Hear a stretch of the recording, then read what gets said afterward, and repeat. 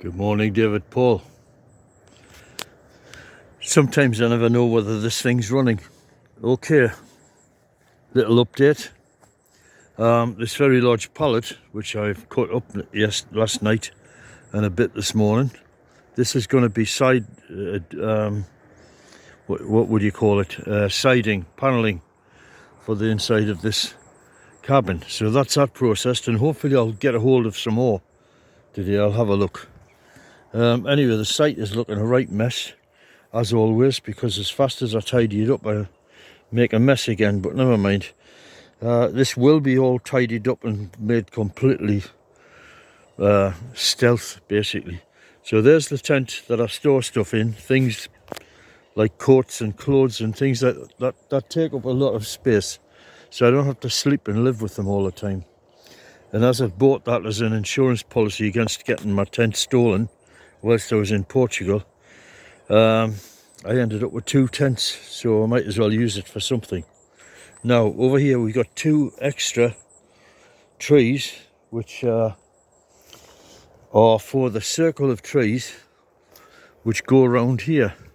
Now they're surplus to requirement because the company generously gave me 2 extra trees. I'm sure they gave me 2 extra, and I've got this well staked out. So I've got these little trees in here. This is one that survived last year, and there's another one over there that survived last year, and there's another one around there. There's 3 of them, and I put the new ones in, and it's autumn now, so they're not having any stress problems with watering, being too dry. Tonight I'll give them some water and some fertilizer. I think I'm trying to change the nature of the soil to bring life to it. There was a company they dismantled this tree, and they were putting it through a strimmer, which a chipper, which turns it to wood chips. So I got a carrier bag full of that, and I put it on all of the trees so to help them out. I hope they appreciate it. Hope you appreciate it, guys. Okay, what do we have here? This is to be the cabin. I suppose technically you can call it a cabin. It's only about 5 feet long at the moment, and 6 feet wide, and 6 feet at these sides, and the height is something like, I don't know, 5'8" or something like that. 5'6", I would say. So this forms a really good shelter for my tent, and I'm aiming to get 2 more of these pallets here, to extend at the back, and then that's the end. Then the next thing is to do the floor again with cross pallets. So basically with this construction method, all you have to do is you get a component, a particular pallet, and just keep repeating. So I have a supply which will last forever.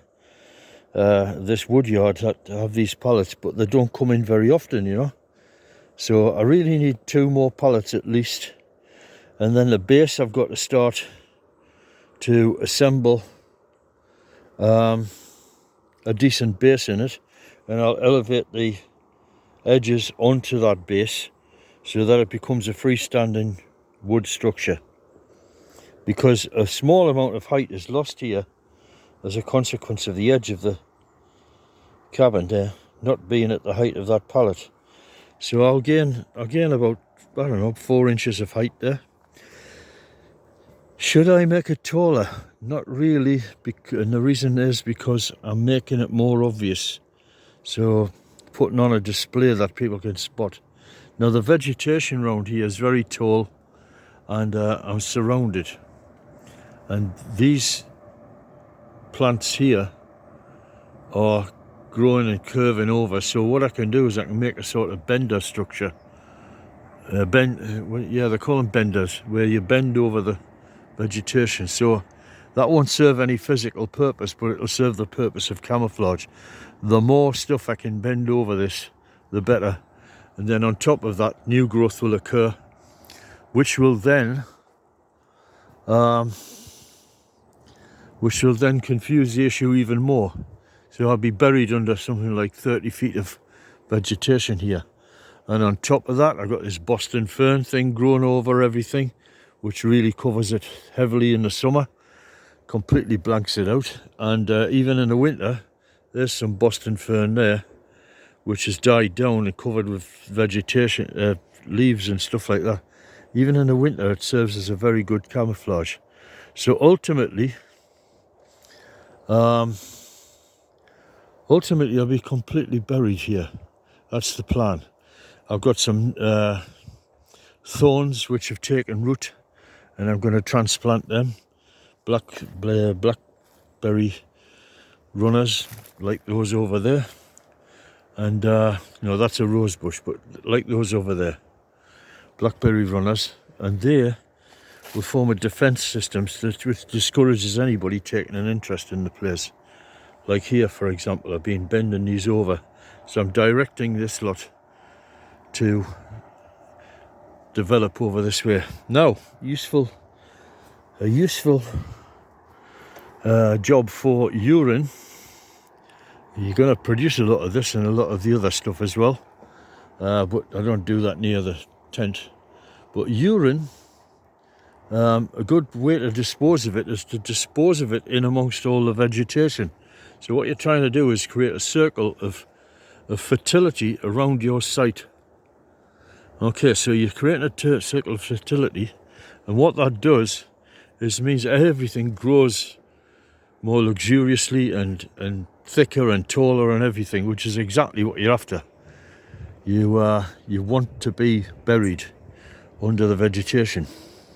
Now, as time goes on, as I said, I've planted more trees. I put these little trees in, so there they are, and these trees will grow up to form a solid wall of vegetation around this wee cabin. So not only am I buried in all of this foliage here, I'm also buried in these, and these guys will grow something like 30-40 feet tall. I'll be buried under them as well, and they will be woven together to create an impenetrable structure. So you'd really have to have a lot of conviction in order to move into this and have a look, you know. And on top of that, I can plant holly trees. Now, the thing about holly trees is they're very slow growing, but of course when they do grow, they form a tremendous discouragement to intruders, and people just don't want to explore in amongst them. So, go moving around to the back. I've got this sort of wee space here which I can maybe I'll make a little garden of this, put flowers in here or something for when I'm here. I don't know about that. More of these little trees which will join together. Right.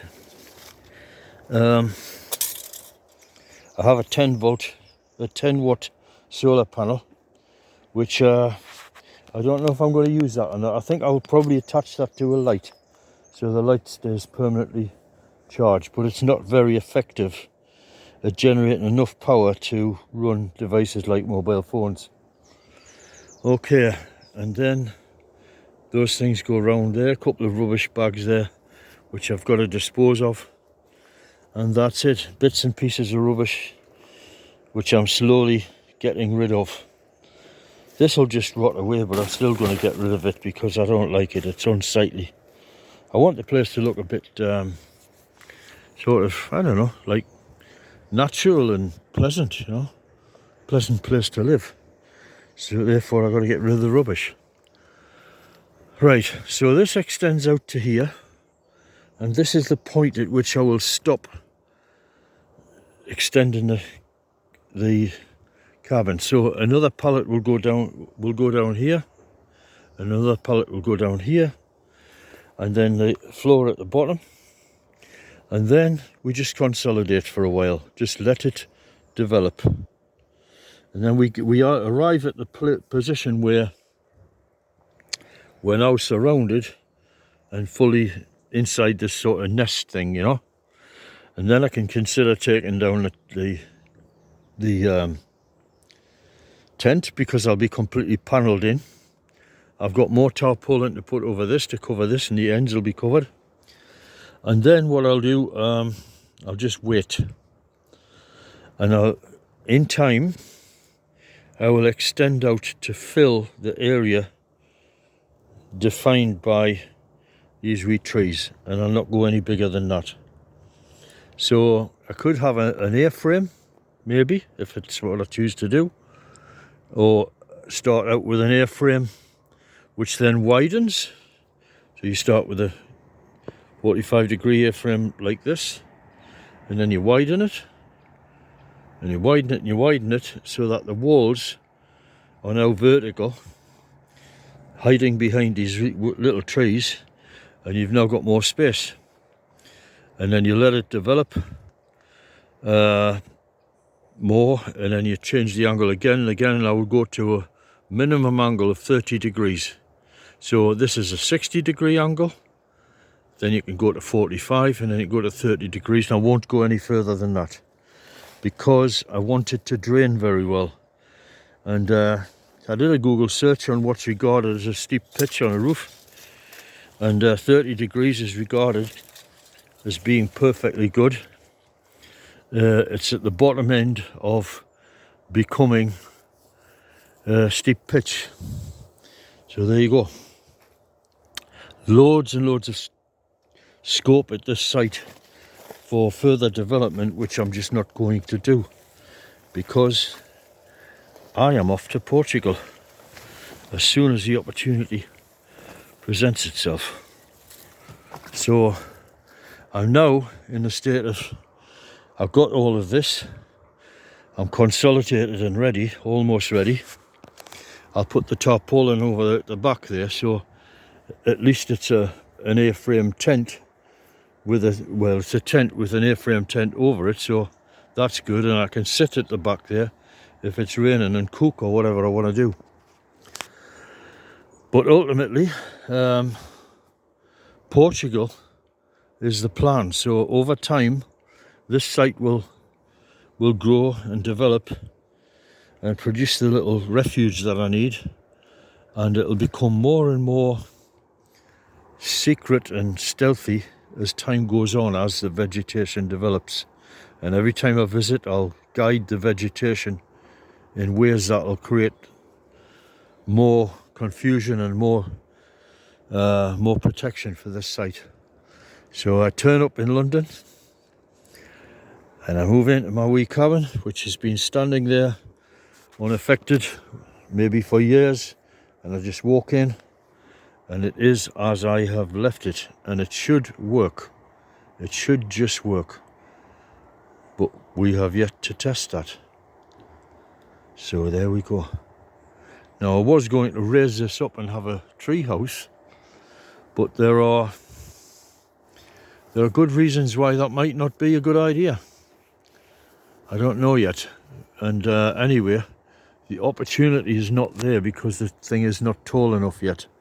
So basically, for now, for the next few years, that isn't an option on the table.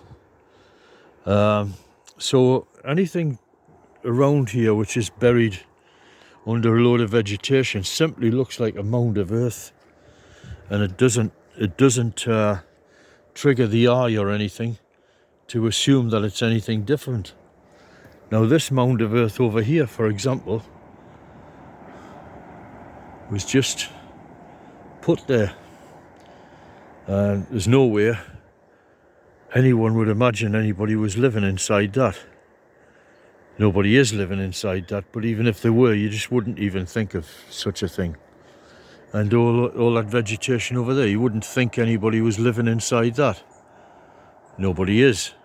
But eventually, you'll think, oh, nobody would ever imagine anybody's living inside that. And of course, there will be. And the better disguised I get it, the more I can invest in the place, sure in the knowledge that it's not going to get rumbled like the last one was. I put far too much work into that cabin. I should have gone small first. And it wasn't a good site. It was full of mosquitoes. It was low-lying ground, so it was cold and damp. And it had a lot against it. And the whole idea of the dugout cabin is just a bad idea as far as I'm concerned now. I think vegetation is the way forward. The work is just brutal. It's just far too much work. I do a lot of physical work, but you know, even if the physical work is not rewarded, I think to myself, well, I'm leading an active life and I'm getting exercise and it's good for me, and I'm living out in the fresh and open air and stuff. There are aspects of this which are good, you know.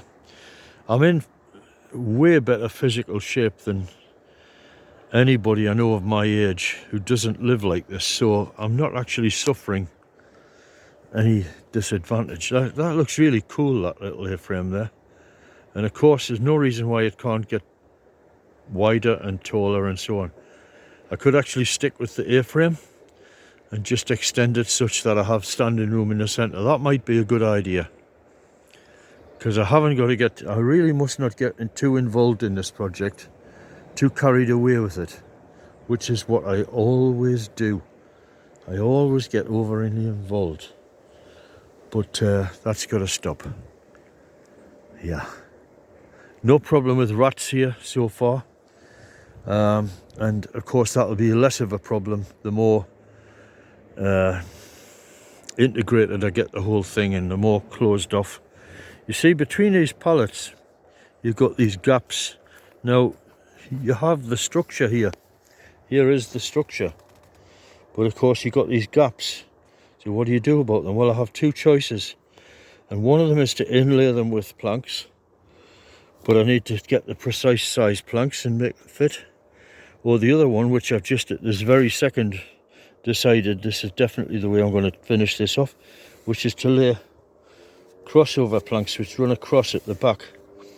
Now, since it's displaying the front face of the plank, it doesn't matter the thickness of the plank or how short it is or whatever, because you're never going to see that. So for anybody doing this, there's a little tip for you. Panel it from behind. This is the thing I've said to a lot of people about this airframe construction, is what I'm really impressed with is how strong it is. My God, this is so strong. It's so stiff for you know, this delicate construction, and yet it has so much strength to it. And of course, to make it larger, you simply have to elongate the components, and you've now got a taller cabin, wider, bigger cabin. But we'll stick to this. We'll stick to these dimensions for now. Key thing to find now, I'm going to go down to that wood yard and see if they got one in, to see if they're getting more pallets. If I get some more pallets, hallelujah. But it's not looking that way at the minute, but you never know. You never know. I will get this finished by the time I leave in the summer, and then it's apply for visa and get the hell out of here. So, Jesus be with you. One last look at my wee cabin. Bye.